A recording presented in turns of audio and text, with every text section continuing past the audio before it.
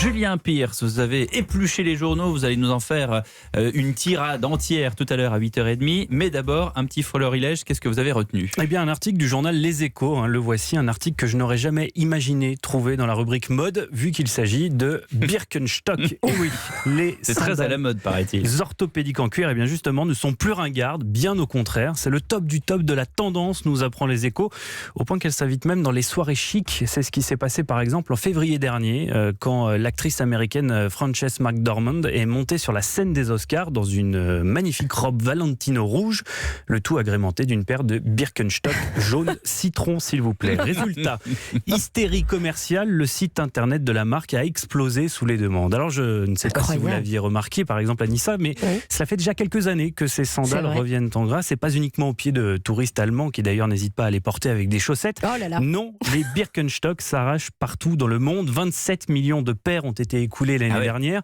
Les ventes ont bondi de 150% en 5 ans. Alors comment expliquer un tel succès ? Eh bien parce que le consommateur a changé, écrit Ninon Renaud, la journaliste des Échos. Il veut désormais de l'authenticité, du durable. Il veut acheter moins et mieux.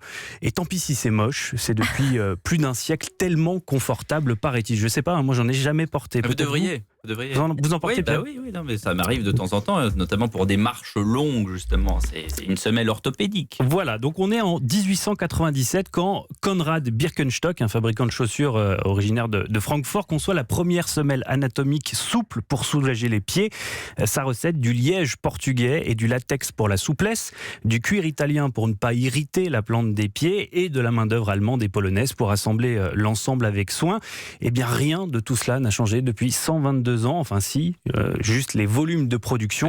Rien que pour le cuir, c'est 1 demi-million de vaches qu'il faut dépecer chaque année tout de même. Merci Julien. Et on dit Birk, je vous le dis maintenant, ce qui est tendance, c'est dit t'as mis tes Birk. Je pense que Julien va en porter aussi. Mais moi, chez moi, ça me dit pas mal.